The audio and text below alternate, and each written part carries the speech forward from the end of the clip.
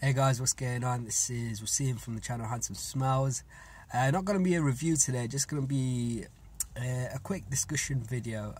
I've been suffering the past couple of weeks with the flu. I've been quite ill, so there's been a lack of content on my channel because I haven't been able to test any fragrances. I couldn't smell anything, so I couldn't test anything, so there's been a lack of content. So there's a few topics I want to discuss today. There's 3 of them. It's going to be on why I don't do any seasonal top 10 lists, like top 10 summer, top 10 winter. I haven't done them on my channel since 2016, so about 3 years I haven't done any of those type of lists. So just going to give you a reason why I feel like they're a bit redundant and the reason why I don't do them anymore. Another thing I want to discuss is there's a perceived lack of hate towards certain reviewers or certain fragrance enthusiasts who enjoy designer fragrances. So this is coming from this sort of hate is coming from niche snobs. So I just want to touch upon why that is just totally ridiculous, and I also want to just talk about why I feel supporting clone houses is totally wrong. So starting off with why I don't do seasonal top 10 lists anymore. So when I first started on my channel, I had quite a small collection of fragrances, which is why I did seasonal lists at the time, because every season I would be wearing those fragrances. So if I did a top 5 summer, top 5 spring, those 5 fragrances would be the fragrances that I would be wearing the most in that season. So it made sense to recommend those 5 or maybe top 10 fragrances that I was wearing in that particular season. However, since I started reviewing a little bit more, I joined some Facebook fragrance groups. You've noticed on my channel I've got a massive collection of decants, and being a reviewer I'm constantly testing new fragrances and testing them extensively for a review. So in that case I'm actually not even wearing fragrances for a particular season. To give you an example, like I could be wearing a summer fragrance for testing purposes in the winter, so I couldn't really recommend that fragrance to be in a top 10 winter list, which is the reason why I don't make any seasonal top 10 lists anymore, is because I'm just testing other fragrances which aren't particularly suited to that season. So making a top 10 list for a particular season of fragrances that I'm actually not wearing wouldn't be genuine. So that's one of the reasons why I don't do top 10 seasonal lists. So the next topic I just want to briefly touch upon is there's been a bit of hate in the community against reviewers that review like designer fragrances. I find there's a bit of hate towards people that just enjoy designer fragrances. For me that is really stupid, really silly, and it makes no sense. I think you can see from my videos that I'm really into niche fragrances, high-end niche, high-end indie.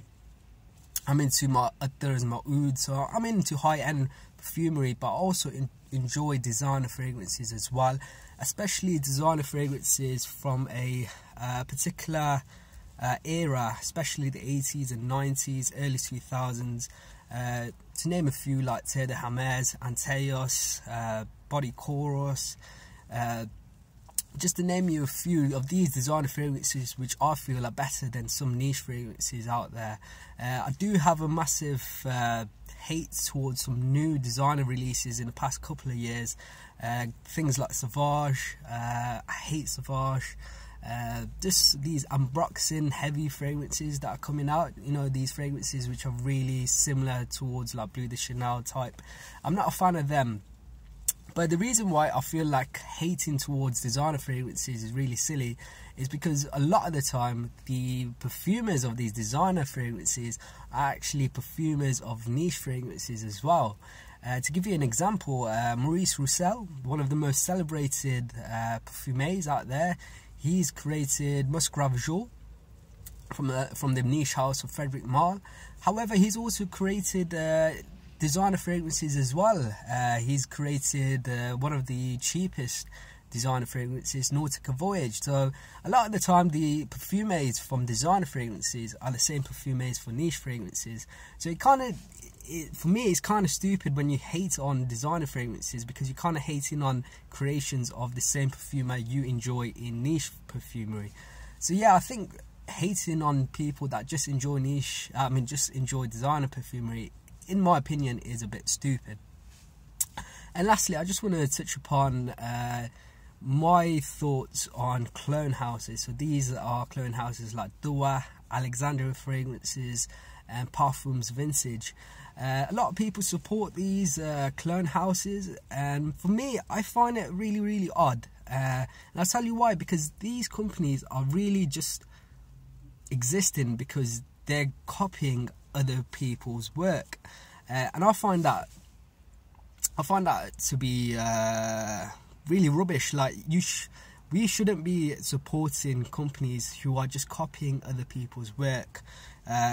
For example, these companies, Dua, Alexandria, Parfums Vintage, they're copying fragrance houses, even designer fragrance houses, which is really odd. I can sort of understand if you're doing a cheaper version of a niche scent, but copying other people's work, these houses, they actually have a big research and development work which costs a lot of money. They put in the hard work to create these fragrances, and then these other companies come along, copy them, and then make money off that sort of research and development. And like, for some reason, people brush aside the fact that it's a fragrance company. Like, would you be proud out there to be wearing clothes which are fakes of a designer houses? Like, would you wear fake Armani t-shirts or fake Ralph Lauren polo tops? Or would you wear, not even fake, would you wear another company just blatantly copying another company's style? Would you be proud to be wearing that? And the reason why I feel like we shouldn't be supporting these type of clone houses is the fact that you can pick up samples and decants of so many websites these days. For example, Greg's got his own website, Fragrance Samples UK, or you can join a Facebook group and join in splits and get the actual genuine juice of those scents that you really want. You don't need to go out there and buy a 100ml bottle of Parfums Vintage clone of Aventus, when you can just pick up a split on a Facebook group, or you can pick up a 10ml decant. You can pick up so many different fragrances out there and enjoy so many wide variety of fragrances than just going out and picking up a clone fragrance and paying a full price for a 100ml bottle. A lot of times people are, for me, they're kind of getting going down a bit of a rabbit hole when it comes to fragrances. They're spending a lot of money. They think that because it's a cheaper version of a bottle, they go out and buy it, when they could be spending that same amount of money and buying maybe 5 different samples of different fragrances, and that way you're actually enjoying more fragrances than having all your money tied into one bottle. And if you're going to give an argument that hey, I really like the fragrance, but I just don't want to pay that much, or I really, really love that fragrance, and if I can get it cheaper, then I'm going to buy it. I just think if you really, really, really love it, then you are going to save as much money as you can and then get the actual real, genuine bottle. You're not going to go out and buy a clone. That's just my thoughts anyway. These are my thoughts. Obviously, I can be wrong. You can have your own thoughts. But I just thought I'd give you my thoughts. Let me know in the comments below of anything I've talked about today. You can completely disagree with me, which is fine, but keep the comments civil. We're all adults here, we can all have discussions. But I just thought I'd give you my thoughts. Anyways, guys, thank you for listening. If you've liked this video, then give me a like. Make sure to leave a comment below. And if you haven't subscribed, then make sure you do. Until next time, my friends. See you later.